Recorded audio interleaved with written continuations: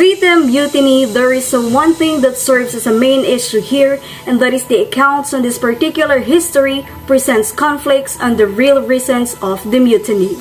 Many believe that one of the factors that ignites Filipino sense of nationhood, which eventually led to Philippine Revolution in 1896, was Cavite Mutiny.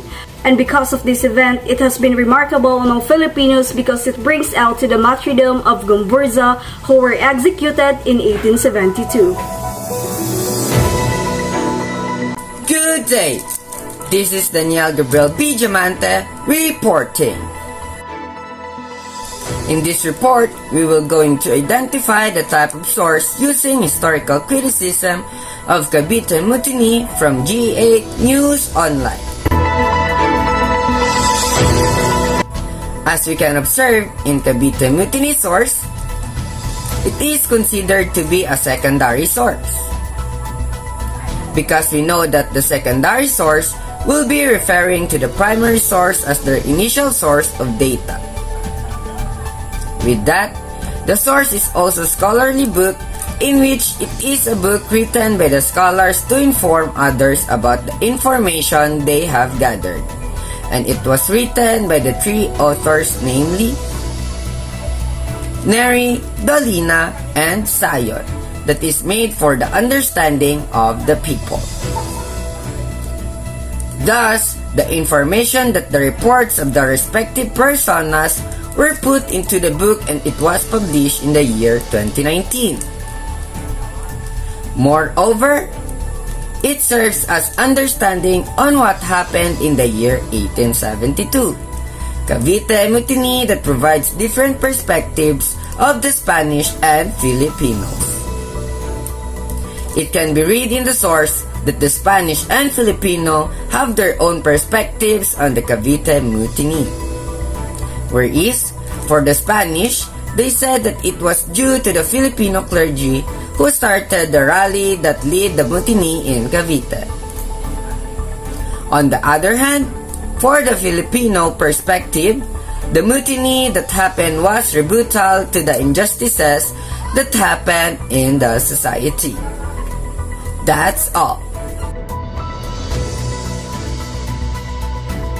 This is Ria May Dipilio reporting the external criticism and internal criticism of Cavite Mutiny from GEA News Online. Basically, there are three major sources of these past events, which means that there are three different perspectives which leads conflicts of the real reasons of the mutiny. We have Spanish perspective, Filipino perspective, and the official report of Governor General Rafael Izquierdo. And from these historical sources, let us discuss its external criticism and internal criticism. To begin with the external criticism of Spanish version, this version was actually written by Jose Montero y Vidal, a Spanish historian, in his book Historia General de Filipinas in 1872 at Fort San Felipe, Cavite. So the meaning of the context of the Spanish version by Vidal, it is documented and highlighted that it was an attempt to overthrow the Spanish government due to the removal of the privileges enjoyed by the laborers of Cavite Arsenal. However, in the Filipino perspective written by Dr. Trinidad H. Pardo de Tavera, a historical researcher, a scholar, and a Filipino scientist, wrote a version of a bloody incident in Cavite.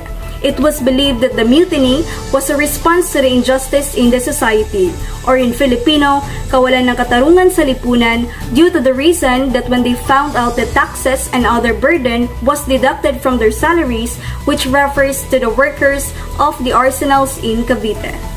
And now we are down with the last historical source of Cavite Mutiny, and this is the official report of Governor General Izquierdo, which he expressly described Cavite Mutiny as an insurrection, uprising, and a revolution, and that's why he blamed the native clergy, scholars, and the other residents of Manila, as well as the neighboring province, as the instigators or the maker, the planner, and the mastermind of Cavite Mutiny.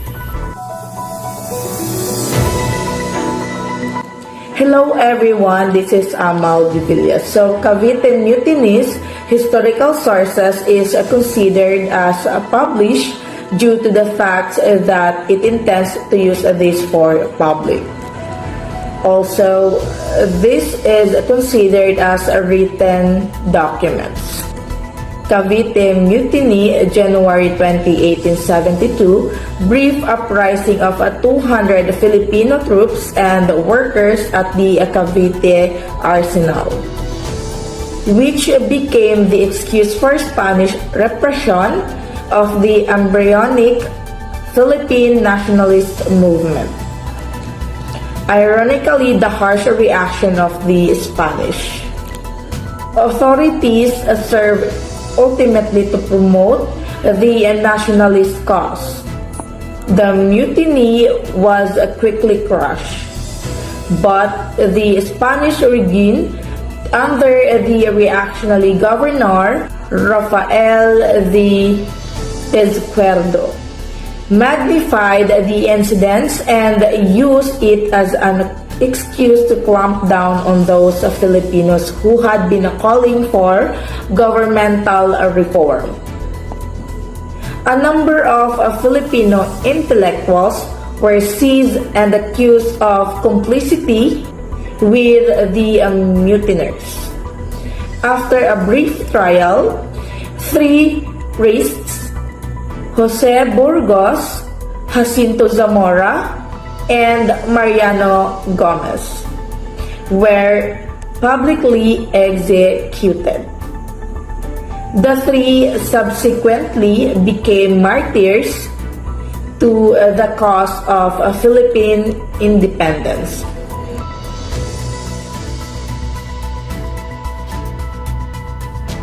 As we go back in time, the Cavite Mutiny of 1872 is thought to believe that it is one of the most controversial historical events in the Philippine history.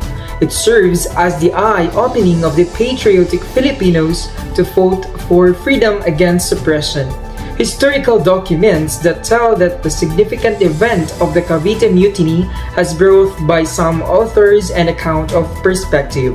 The 3 accounts, starting with the Spanish version, the book entitled Historia General de Filipinas desde el descubrimiento de dichas islas hasta nuestros días por Jose Montero y Vidal. It was written by Montero y Vidal Jose. The book is said to be stored in the UP Diliman Main Library under Filipiniana Book at section DS 668-M77. The book aged 135 years from today's year. According to the National Historical of the Philippines, the Filipino version written by Dr. Trinidad Pardo de Tavera on Cavite Mutiny of 1872 was reposited in the Commission for Display to Public. It was located in T.M. Calao Street, Ermita, Manila. The last version on Cavite Mutiny of 1872 was the official report of Governor General Rafael Izquierdo. No record where his official report was stored in national repositories or local government repositories.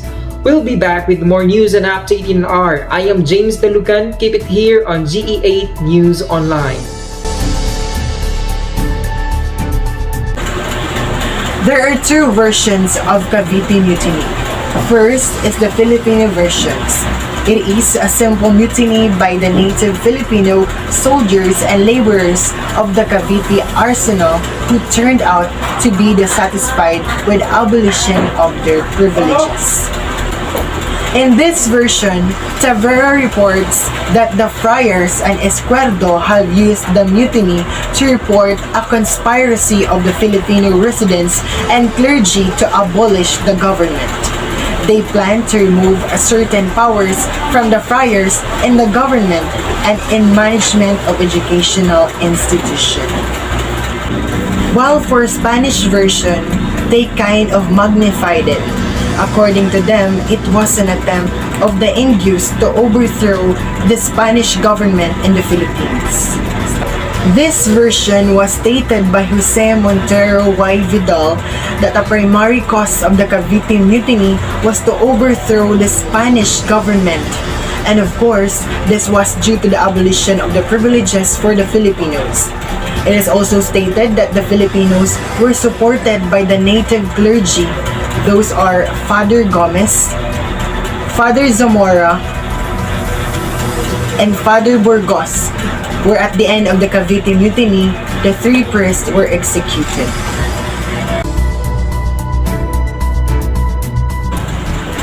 Both versions of Cavite Mutiny stated the horrifying event that happened in the past, and that was the execution of the 3 Filipinos' native priests, Father Burgos, Father Gomez, and Father Zamora.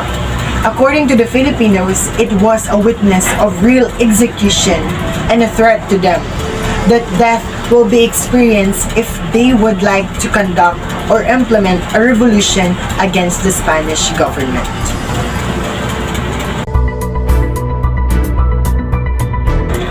If I were to choose a side between the two accounts, Spanish and Filipinos, I will choose the Filipino version of the Cavite Mutiny. Because as what I have read, Filipino version is more convincing than the Spanish version. The Spaniards themselves was biased in their presentation of the event. Of course, they wanted to present their side.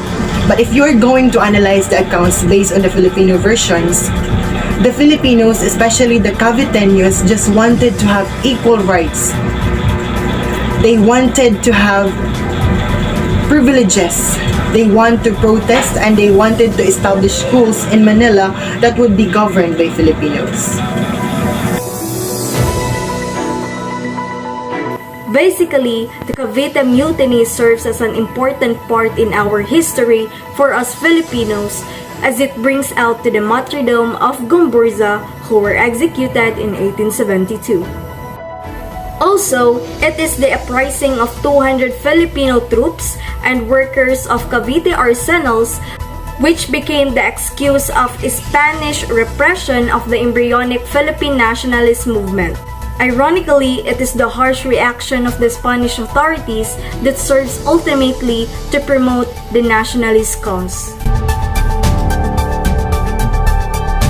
From this historical event, this lets us realize that number 1, those who hold power must be careful in using it. Number 2, be vigilant with the persons that surrounds you. Number 3, do not put your 100% trust even with those trustable person that you know. Number 4, do not let anyone degrade you. And number 5, fight for what you think is good for everyone. From these lessons that we can get, then we can use it in our daily life by integrating this in our daily routine, as these are essential for our personal growth that would eventually lead to our holistic development. Choosing a person from the historical event, I would choose the 3 Filipino martyred priests who incurred the hatred of the Spanish authorities fighting for equal rights. So basically, they fought in the issues of secularization in the Philippines. And if we're going to reflect this in our time today, we need someone who possessed bravery of Gomburza, who contributed to the Filipino concept of nationalism.